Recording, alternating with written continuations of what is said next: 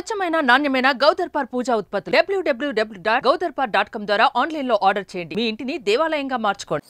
నమస్కారం, welcome to Suman TV. నేను Gitanjali. August 26వ తారీఖున కృష్ణాష్టమి. అయితే ఈ పండుగను ఏ విధంగా జరుపుకోవాలి, ఆ చిన్ని కృష్ణయ్యకు ఎటువంటి నైవేద్యాలు సమర్పించాలి, అసలు ఎలా పూజ చేయాలి, 26న లేక 27న మనం కృష్ణాష్టమి జరుపుకోవాలా, ఇలా ఎన్నో సందేహాలు ఉన్నాయి కదా. వీటిని నివృత్తి చేసేందుకు ప్రస్తుతం మనతో పాటు ఉన్నారు ప్రముఖ జ్యోతిష్యులు బ్రహ్మశ్రీ నందిబట్ల శ్రీహరి శర్మ గురువు గారు. వారితో మాట్లాడి మరిన్ని విషయాలు తెలుసుకుందాం. గురుగారు నమస్కారం అండి. వాగర్థ వివ సంపృక్తౌ వాగర్థ ప్రతిపత్తయే జగతః పితరౌ వందే పార్వతీ పరమేశ్వరౌ. సదాశివసమారంభాం శంకరాచార్య మధ్యమాం అస్మదాచార్య పర్యంతం వందే గురు పరంపరాం. ఆదిత్యాయ చ సోమాయ మంగళాయ బుధాయ చ గురుశుక్ర శనిభ్యశ్చ రాహవే కేతవే నమః. శృంగేరి జగద్గురు పీఠాధిపతులకి కంచి పీఠాధిపతులకి నమస్కారములు తెలియజేసుకుంటూ కార్యక్రమాన్ని ప్రారంభిద్దాం. గురువుగారు, ఆగస్టు 26వ తారీఖున కృష్ణాష్టమి అని మేము క్యాలెండర్లో చూస్తున్నాం. కానీ కొంతమంది అంటున్నారు 27న జరుపుకోవాలి పండగ అంటున్నారు. ముందుగా ఈ సందిగ్ధతను నివృత్తి చేయండి. ఎందుకనంటే ఏ రోజున జరుపుకోవాలో ఒక క్లారిటీ వచ్చేస్తే ఆ రోజున పండగ జరుపుకుంటాము. 26న లేక 27న కృష్ణాష్టమి? కృష్ణాష్టమి అంటే కృష్ణుడు జన్మించినటువంటి రోజమ్మ. అయితే మనకు గమనించుకున్నట్లయితే పీఠ సాంప్రదాయం ప్రకారం కనుక చూసుకున్నట్లయితే వారు మనకు ఏం చెప్తారనంటే మనిషి యొక్క పుట్టుక మరణము అనేటువంటివి ఉంటాయి ప్రతి వ్యక్తికి కూడా. అయితే పుట్టినరోజు నాడు అనేటువంటిది దేన్ని ప్రామాణికంగా తీసుకోమని చెప్తారు అంటే నక్షత్రాన్ని ప్రామాణికంగా తీసుకొని నక్షత్రం ఉన్నటువంటి రోజున, అంటే ఏ నెలలో పుట్టాం, భాద్రపద మాసమా లేదా ఆషాఢ మాసమా కార్తీక మాసమా, ఏ నెలలో పుట్టామో ఆ రోజున మనం ఏ నక్షత్రంలో పుట్టామో ఆ మాసములో ఆ నక్షత్రం వచ్చిన రోజున పుట్టినరోజు జరుపుకోమనేది ఒక శాస్త్ర ప్రమాణము. అలాగే మరణించిన తర్వాత మరణం ఏ తిథి అవుతుందో అది వర్ధంతిగా జరుపుకుంటారు. కానీ మనకేంటంటే మనకు తిథి ప్రోక్తమైనటువంటి గణాంకములుగా ఉన్నటువంటి ఆచారం ఉన్నది కాబట్టి మనము ఏ జన్మించినటువంటి తిథి ఎప్పుడు ఉంటుందో అప్పుడు మనం పుట్టినరోజు జరుపుకునేటువంటి ఆచారంగా ఉంది. అయితే దీన్నే మనము కొన్ని సందర్భాల్లో మనం ఆపాదించుకున్నట్లయితే అంటే శాస్త్ర ప్రమాణాన్ని అనుసరించి మనం వెళ్ళాలి. శ్రీకృష్ణ భగవాన్ల వారు బహుళ అష్టమి తిథి రోజున రోహిణీ నక్షత్రము మధ్యరాత్రి జన్మించినటువంటిగా చెప్పబడి ఉంది. కాబట్టి ఈ యొక్క 26వ తారీఖు రోజున అష్టమి తిథి కలిసి వచ్చినది. రోహిణీ నక్షత్రము కూడా మనకు రాత్రిపూట వ్యాప్తమై ఉన్నది. 26న జరుపుకోవాలి. అయితే స్మార్త జన్మాష్టమి, వైష్ణవ జన్మాష్టమి అని రెండుగా విధాలుగా జరుపుకుంటుంటారు. ఉగాది పండుగ రోజు కావచ్చు, అలాగే ఈ యొక్క శ్రీకృష్ణ జన్మాష్టమి పండుగ రోజు కావచ్చు, శ్రీరామనవమి సందర్భంగా కావచ్చు, కొంత ఆచారాన్ని బట్టి తీసుకునేటువంటి ప్రామాణికాలను బట్టి తేడా వస్తుంటుంది. వీక్షించేటువంటి సుమన్ టీవీ ప్రేక్షకులు కూడా ఎప్పుడు మనకి గందరగోళమేనా అని చెప్పి చాలా మంది బాధపడుతుంటుంటారు. కొంతమంది కామెంట్స్ రూపంలో చూస్తుంటాం, మిగతా ఎవరికీ లేనటువంటి మన హిందూ ధర్మంలోనే ఎందుకు అని. అంటే మనకు అనేక సిద్ధాంతాలు ఉన్నాయమ్మా. ఆ సిద్ధాంతాల ప్రకారము ప్రామాణికం అంటే ఏ ప్రాంతం వాళ్ళు ఏ సిద్ధాంతాన్ని అనుసరిస్తారో వాళ్ళు ఆ ప్రామాణికాన్ని చూసుకోవాలి. ఇప్పుడు బారహస్పత్యమానం అనేటువంటిది ఉత్తరాది వాళ్ళు చూస్తారు, సౌరమానం అనేటువంటిది తమిళనాడు కేరళ వాళ్ళు చూసుకుంటారు, మహారాష్ట్ర కొన్ని ప్రాంతాలు. అలాగే చాంద్రమానం అనేటువంటిది మన కర్ణాటక, తెలుగు, ఆంధ్ర, తెలంగాణ ప్రాంతాలు చూసుకుంటారు. కాబట్టి ఏ ప్రాంతాన్ని అనుసరించి ఏ ప్రమాణాన్ని అనుసరిస్తున్నారో దానికి తగినటువంటి విధానంగా వచ్చేటువంటి పండుగలను జరుపుకుంటే ఏ ఇబ్బందులు ఉండవు. అందరినీ కూడా మనం ఆమోదించిన వాళ్ళం అవుతాం. అంటే పండుగలు రెండుగా వచ్చినంత మాత్రం కన్ఫ్యూజన్ ఏముందమ్మా, 2 రోజులు చేసుకోండి. అంటే 26న రాత్రి ముహూర్తం కాబట్టి 27న తెల్లారి జరుపుకోవాలి, లేకపోతే 26 ఉదయమే ఇంట్లో దీపారాధన చేసుకోవటం, 26వ తారీఖు రోజునే మనం చేసుకోవడము. రాత్రి వ్యాప్తముగా రోహిణీ నక్షత్రం ఉంది కాబట్టి రాత్రి వ్యాప్తముగా రోహిణీ నక్షత్రం అనేటువంటి సూర్యాస్తమయం కంటే ముందే రోహిణీ నక్షత్రం ప్రవేశిస్తుంది 26వ తారీఖు రోజున. కాబట్టి ఆ రోజున చక్కగా జరుపుకోవచ్చమ్మా. 26వ తారీఖు రోజున స్మార్త ఏకాదశి, 27వ తారీఖు రోజున స్మార్త అష్టమి, 27వ తారీఖు రోజున వైష్ణవ అష్టమిగా జరుపుకోవచ్చు, తప్పేమీ లేదు. ఇది ప్రామాణమే. కానీ వీక్షించేటువంటి సుమన్ టీవీ ప్రేక్షకులు కూడా శ్రీకృష్ణ జన్మాష్టమి అని అంటే ఏదో శ్రీకృష్ణుడి యొక్క జన్మదినంగా అనేటువంటిది కాకుండా దీనికి ఒక ప్రత్యేకమైనటువంటి విశిష్టత ఉందమ్మా. ఏంటంటే మనకున్నటువంటివి అహోరాత్రములు 4, అంటే రాత్రిపూట వ్యాప్తమై ఉన్నటువంటి పండుగలు జరుపుకునేటువంటివి 4. ఒకటి శివరాత్రి, రాత్రిపూటనే జరుపుకుంటాం. రెండు మదన పూర్ణిమ, పాల్గొన పూర్ణిమ అని అంటారు, అది. మూడవది ఈ యొక్క జన్మాష్టమి. నాలుగవది దీపావళి అమావాస్య. ఈ 4 రోజులలో 100 సూర్యగ్రహణములు కలిస్తే ఎంతటి పుణ్యఫలం ఉంటుందో ఈ ఒక్క రోజుల్లోనే రాత్రి సమయంలో అంతటి బలం ఉంటుంది. కాబట్టి ఉపాసనా పరులు ఈ 4 రోజుల కోసం ఎదురు చూస్తుంటారు. సంవత్సరం మొత్తంలో గ్రహణాలతో ఎలా అయితే ఎదురు చూస్తారు, ఎందుకంటే ఆ సమయంలో చేసినటువంటి పూజ 1000 రెట్ల ఫలితాన్ని ఇస్తుంది. అందుకని ఆ 4 రోజులు. ఇంతకీ మరి ఈ కృష్ణాష్టమిని మేమందరం ఎలా జరుపుకోవాలో తెలియచేయండి గురువుగారు. అంటే విగ్రహాలు పెట్టుకుంటాము, ఆ చిన్ని కృష్ణని అందంగా అలంకరించి ఇల్లంతా పాదాలు వేసుకుని గుమ్మం దగ్గర నుంచి, ఇంట్లో చిన్నపిల్లలు ఉంటే వాళ్ళకి కూడా కృష్ణుడి వేషం వేసి ఇలా మురిసిపోతూ ఉంటారు. అన్ని నైవేద్యంగా పెట్టేస్తూ ఉంటారు, అంతే. అక్కడ వరకు పూజ మాత్రమే.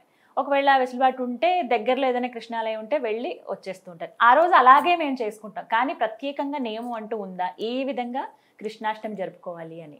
కృష్ణాష్టమి జరుపుకునే విధానము ప్రతి కుటుంబంలో కూడా అందరూ ఓన్ చేసుకున్నారమ్మా ఈ కాలానికి. ఎందుకనంటే పిల్లలు లేని కుటుంబం అంటూ ఉండదు.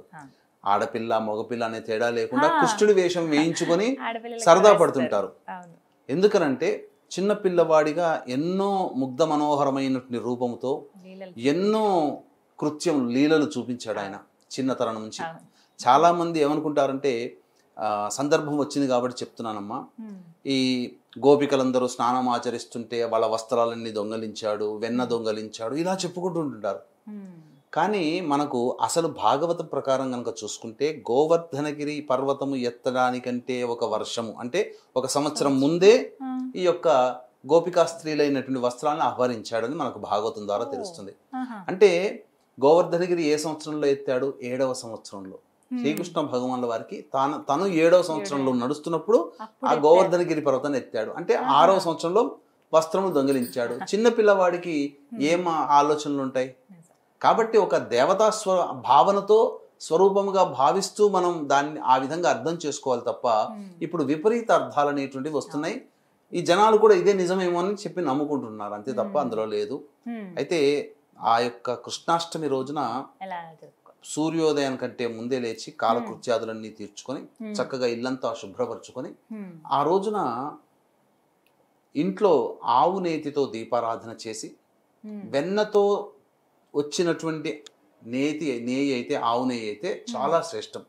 ఎందుకంటే వెన్న దొంగలించాడు అని చెప్పుకుంటుంటారు కదా. కాబట్టి వెన్నతో, తాము చిరిగినటువంటి వెన్నతో వచ్చినటువంటి ఆవు నేతితో కనుక ఆ యొక్క కృష్ణ భగవాన్ వారి యొక్క చిత్రపటం ముందర కానీ విగ్రహం ముందర కానీ చక్కగా పంచోపచార పూజలు జరిపించి, దీపారాధన చేసి పంచోపచారాలు పూజ జరిపించి స్వామి వారికి ఆవు పాలు నైవేద్యంగా పెడితే సరిపోతుంది. ఆవు పాలు నైవేద్యం. ఇక తర్వాత విష్ణు ఆలయ సంబంధం ఏదైనా కానీ, ఎందుకంటే విష్ణు స్వరూపమే కదమ్మా కృష్ణ భగవాన్ వారు. దగ్గరలో ఏదైనా కృష్ణుని యొక్క దేవాలయాలు ఉంటే గనక దేవాలయానికి చేరుకొని ఆ కృష్ణనామ జపం చేసుకుంటూ ఆ రోజు ఉండొచ్చు అమ్మా. దేవాలయం చేరుకుని స్వామివారిని దర్శనం చేసుకుని స్వామివారికి అర్చనాభిషేకాదులు జరిపించి ఉండవచ్చు. ఇక రావి చెట్టు దగ్గరికి ఖచ్చితంగా వెళ్ళాలమ్మా ఆ రోజున.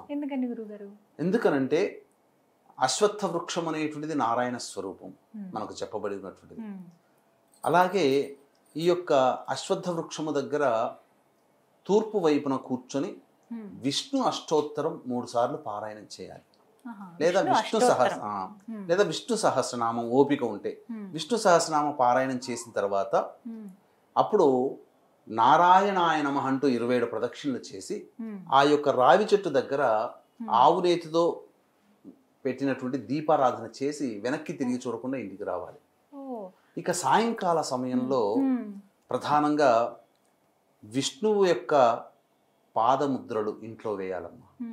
ఎందుకంటే సాయంకాలం వేయాలి. ఎందుకంటే సాయంత్రం 4:30 తర్వాత ఈ యొక్క రోహిణి నక్షత్రం వస్తుంది ఆ రోజున.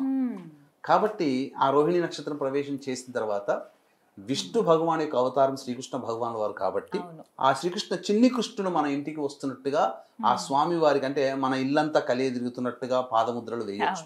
వేసి పూజా మందిరం దాకా ఆ పాదముద్రలు ఉండాలి. ఉండిన తర్వాత అక్కడ ఆ స్వామి వారి విగ్రహానికి, అంటే ఈ రోజు కూడా తమ సొంత పిల్లల్ని ఎంత ప్రేమగా ఆదరిస్తారో ఆ యొక్క విగ్రహానికి కూడా అదే విధంగా ఉంటుందమ్మా. చక్కగా ఆ విగ్రహానికి చక్కగా కొత్తటి బట్టలు, అలాగే నెమలి పింఛము, పింఛం. కిరీటము, అవన్నీ కూడా చిన్న విగ్రహాలకి ఇంతే ఉంటాయి విగ్రహాలు. నిజమే. ఆ విగ్రహాలకి చిన్న చిన్న బట్టలు తొడిగి చక్కగా ఆ స్వామి వారికి మంచి నైవేద్యం కూడా పెట్టాలమ్మా. అంటే ఆ రోజున ఏంటనంటే పాదముద్రలు వేసిన తర్వాత అక్కడ మళ్ళీ సాయంకాలం సంధ్యా సమయంలో దీపారాధన చేసి విష్ణు సహస్రనామ పారాయణం లేదా కృష్ణ సహస్రనామ పారాయణం కూడా ఉంటుంది. అది తీసుకున్న తర్వాత, చేసిన తర్వాత నైవేద్యముగా శొంఠి, మిరియాలు మరియు బెల్లము వీటిని కచాపిచిగా దంచితే ఒక లేహ్యం లాగా తయారవుతుంది. ఆ లేహ్యాన్ని మనం స్వామికి నైవేద్యంగా పెట్టి, ఆ లేహ్యం వస్తుంది కదమ్మా, వాటికి సంబంధించినటువంటి ఈ ఉండలు చేయాలి. కుంకుడు గింజంత ఉండలు ఒక 30గా చేసుకొని నైవేద్యంగా పెట్టిన తర్వాత ప్రతిరోజు గనక ఆ కృష్ణాష్టమి నుంచి మళ్ళీ ఒక నెల రోజుల పాటు అవి రోజు గనక తింటే శరీరము చాలా ఆరోగ్యవంతంగా తయారవుతుంది. తర్వాత ఖచ్చితంగా పెట్టాల్సినటువంటి నైవేద్యం సునుండలు. సునుండలు కృష్ణ భగవానికి చాలా ప్రీతికరం. సునుండలు నైవేద్యంగా పెట్టాలి. ఈ విధంగా చేసుకున్నట్లయితే కృష్ణ భగవాన్ యొక్క అనుగ్రహం పొందుతారు.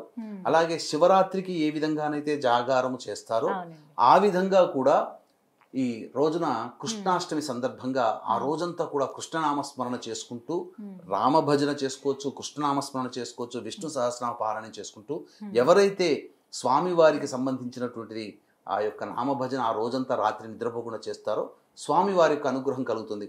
అంటే జగద్గురువు అయినటువంటి కృష్ణుడి యొక్క అనుగ్రహం కలిగితే సాధించరానిదంటూ ఏది లేదమ్మా. ఎందుకంటే దీనికి సాక్షాత్తు కురు పాండవ యుద్ధం, ఎంతో గొప్ప అయినటువంటి యుద్ధంలో ఈ కృష్ణ భగవాన్ యొక్క అనుగ్రహంతో పాండవులు జయించడం జరిగింది. కాబట్టి వీక్షించేటువంటి ప్రేక్షకులు కూడా తప్పకుండా ఈ యొక్క కృష్ణాష్టమి రోజున ఆ విధమైన చెప్పిన విధంగా ఎవరైతే చేసుకుంటారో వారికి కృష్ణుని యొక్క అనుగ్రహం కలుగుతుంది. ఎందుకంటే కృష్ణుడు ఎక్కడ ఉంటే అక్కడ జయమమ్మ. అందుకనే చాలా మంది, కొంతమంది ఇప్పటికీ కూడా మనకు కొంతమంది తెలియదమ్మా, వాళ్ళు వెళ్ళిన చోట పని అయ్యి వస్తున్నది అని అంటే దానికి కారణం ఏంటంటే విష్ణు భగవానుడి అవతార స్వరూపము ఈ యొక్క కృష్ణుడు వారు కదా. కృష్ణుడు వారు జన్మించినటువంటి జన్మకుండలిని వాళ్ళు జేబులో పెట్టుకుంటారు. ఇది ఉంది. శ్రీకృష్ణ భగవాన్ వారి యొక్క జన్మకుండలి కూడా తాయెత్తులో పెట్టుకున్న వాళ్ళకి విజయం అమ్మ. ఇది చాలా గొప్ప విషయం. ఇది చాలా సీక్రెట్, ఎవరికి తెలియదు. ఎందుకంటే జయం అనే శబ్దానికి అర్థమే శ్రీకృష్ణ వారి యొక్క జీవితం. కాబట్టి అటువంటి వ్యక్తి యొక్క జన్మజాతకం మన యొక్క తాయెత్తులో కానీ లేకపోతే పాకెట్లో కానీ పెట్టుకుంటే ఎక్కడికి పోయినా విజయంతోనే వస్తాడు తప్ప ఆ విధంగా ఎప్పుడు కూడా అపజయం అంటూ ఉండదు. ధర్మమే నిలుస్తుంది మన మాట పాట. ఇంకొక విశేషం ఏంటంటేనమ్మా, ఈ యొక్క కృష్ణాష్టమి సందర్భంగా సంవత్సరంలో ఒకసారి వస్తుంది కాబట్టి కొన్ని ప్రాంతాల్లో, దక్షిణ భారతదేశంలోని కొన్ని ప్రాంతాలలో రవికల పండుగని జరుపుతారు. అది గోప్యంగా జరిగేటువంటిది. ఆ రోజునే వచ్చినటువంటి సామెతే పండుగ పూటన పాతమొగుడేనా అన్నట్టు సామెత ఉద్భవించింది. పండుగ పూట కూడా పాతమొగుడేనా అన్నట్టుగా. విగ్రహాలు పెట్టుకుని మనం పూజ చేసుకుంటాం. కొంతమంది మా దగ్గర విగ్రహం లేదండి అంటే ఫోటో ఒకటి పెట్టుకున్నా చాలా. ఫోటో ఒకటి పెట్టుకున్నా చాలమ్మా. ముఖ్యంగా ఏంటంటే విగ్రహాన్ని పెట్టుకున్నప్పుడు స్వామి వారికి పవళింపు సేవ. కొంతమంది ఇప్పటికీ కూడా, నేను చాలా చోట్ల ప్రయాణాలు ట్రైన్లో చేస్తున్నప్పుడమ్మా, కొంతమంది నార్త్ ఇండియన్స్ ముఖ్యంగా వాళ్ళు రాత్రి కాగానే వాళ్ళ దగ్గర ఉన్నటువంటి దాంట్లో కొంత తీస్తారు సామాన్లలో, కృష్ణ భగవాన్ యొక్క విగ్రహాన్ని పెట్టి అందులో ఊయల్లో పెట్టి రాత్రిపూట జోలపాట పాడుకుంటూ ఊయలో ఊపుతుంటారు. ఆ విధంగా కూడా చేయవచ్చునమ్మా. సొంత కొడుకునైతే ఏ విధంగా, చిన్న పిల్లవాడిని ఏ విధంగా చూస్తుంటారో మనిషిలాగానే ట్రీట్ చేస్తారు. కృష్ణ భగవాన్ వారు ఉన్నట్టుగానే ఏ పదార్థం చేసినా కృష్ణ భగవాన్ వారికి నైవేద్యంగా చిన్ని కృష్ణ, చిన్నయ్య అని పెట్టి చేసేవాళ్ళు ఉన్నారు. కృష్ణ భక్త సమాజం వాళ్ళు ఖచ్చితంగా చేస్తారమ్మా. అయితే ఫోటో ఒకటి పెట్టుకున్నా చాలండి. అయితే ఆ ఫోటో ఎలాంటిది పెట్టాలనేది, ఇప్పుడు రాధాకృష్ణుల ఫోటో ఎక్కువగా మనం చూస్తూ ఉంటాం.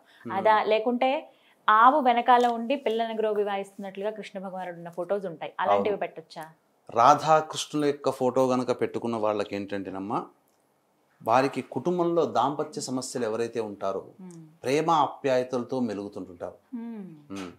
ఎందుకనంటే రాధా అమ్మవారిది మాయాస్వరూపం. అంటి పెట్టుకున్నంత మాత్రాన అతను మనకు చెప్పేటువంటి తత్వం ఏంటంటే ప్రేమతత్వంతో ఉండండి అని చెప్తుంటారు. కాబట్టి ప్రేమతత్వం అనేది అలవాటు పడుతుంది. అలాగే గోపికా కృష్ణుడు పిల్లన గ్రోవు వాయిస్తున్నట్టుగా గనక ఉన్నట్లయితే అది చాలా చక్కటి విజయం కలిగిస్తుందమ్మా. కానీ కొంతమంది కుటుంబాలలో యుద్ధం చేస్తున్న సందర్భంలో కృష్ణుడు ఉగ్రరూపంగా కనిపిస్తూ ఉంటుంటాడు. అవి పెట్టుకోకూడదమ్మా, ఇంట్లో అసలు అట్లాంటి పెట్టుకోకూడదు. భీష్ముని వధించేటువంటి సందర్భంలో చక్రాన్ని, బండి చక్రాన్ని కూడా ఇట్లా ఎత్తుతున్నటువంటివిగా పెడతారు. ఏంటంటే అదేదో ఫ్యాంటసీ కోసం పెట్టుకుంటారు, అది కాదమ్మా. అయితే గీత బోధిస్తున్నట్లుగా అర్జునుడికి ఉంటాయండి కొన్ని ఫోటోలు కానీ, కొన్ని గోడకే అలా వాళ్ళు ఆర్కిటెక్చర్ అలా చేయించుకుంటారు. అవి చేసుకోవచ్చు, ఎందుకంటే సాక్షాత్తు పరమాత్మ స్వరూపం, విశ్వస్వరూపాన్ని సూచించేది కాబట్టి, ధర్మాన్ని బోధిస్తున్నటువంటిది కాబట్టి, ఎవరి కుటుంబంలోనైతే ధర్మబద్ధంగా ఉండాలనుకుంటారో అటువంటి ఫోటో పెట్టుకోవచ్చు. అలాగే పంచలోహంతో ఉన్నటువంటి చిన్న చిన్న విగ్రహాలు ఉంటాయండి, అవి ఆ రోజున చేసుకోవచ్చు. అవి పంచలోహ విగ్రహాలు మంచిది, దానికేం తప్పు లేదు. మట్టివి కానీ ఇత్తడితో చేసినవి కానీ తప్పు లేదమ్మా. ఇవన్నీ కూడా మనం అక్కడ పూజలో పెట్టుకుని చేసుకోవచ్చు అమ్మా, చాలా చక్కగా చేసుకోవచ్చు. ఇది చాలా గొప్పదైనటువంటిదమ్మా. ఈ కృష్ణాష్టమి రోజున ఎవరైతే విష్ణుని ధ్యానం చేస్తారో వారికి సంపూర్ణమైనటువంటి యోగం కలుగుతుంది. వీక్షించేటువంటి సుమన్ టీవీ ప్రేక్షకులు గమనించాల్సింది ఏంటంటే 31వ తారీఖు రోజున శని త్రయోదశి పుష్యమి నక్షత్రం కలిసి వచ్చిందమ్మా. 31వ తారీఖు రోజున అది చాలా అద్భుతమైనటువంటిది. శ్రావణ మాసంలో వచ్చే శని త్రయోదశి అది. కాబట్టి వృషభ, మిథున, కర్కాటక, సింహతుల, వృశ్చిక, మకర, కుంభమీన రాశిలో జన్మించిన వారికి శనిదోష పరిహారార్థమై శనీశ్వర హోమం, అఘోర పాశుపత మంత్ర హోమంతో పాటు విద్య, వివాహ, ఉద్యోగ, దాంపత్య, అనారోగ్య సమస్యల నివారణకి 18 రకాల హోమాదులు మరియు గత జన్మ కర్మదోష నివారణకి కర్మదోష నివారణ పూజలు అనేటువంటివి కేవలం 1500 రూపాయల రుసుముతో చేయించడం జరుగుతుంది. అవకాశం ఉన్న వాళ్ళు కార్యక్రమ తదనంతరం కాంటాక్ట్ చేసి పూర్తి వివరాలు తెలుసుకోవచ్చు. అలాగే సంవత్సరం పొడుగుతో కూడా మా ఆధ్వర్యంలో ఒక్కొక్క క్షేత్రంలో కుటుంబ సభ్యుల గోతనామాలతో కూడా జరిపించడం జరుగుతుంది. ఆ వివరాలు కూడా మీరు తెలుసుకోవచ్చు. చాలా చక్కగా వివరించారు గురుగారు. ఒక సందిగ్ధత అయితే వేడింది 26, 27 అని చెప్పి. ఇంట్లో అయితే చక్కగా 26న చేసుకోవాలి. అలాగే ఆలయానికి వెళ్ళి కూడా మీరు ఆ కృష్ణ భగవాన్ దర్శించుకుంటామన్నారు. అలాగే ఒక మంచి పరిహారం కూడా ఆరోగ్యపరంగా చెప్పారు. అలాగే జ్ఞానాన్ని, ముక్తిని ప్రసాదించి ఆ కృష్ణయ్యని ఎలా వేడుకోవాలో కూడా తెలియజేశారండి. ధన్యవాదాలు. సర్వం శ్రీ ఉమామహేశ్వర పరబ్రహ్మార్పణమస్తు.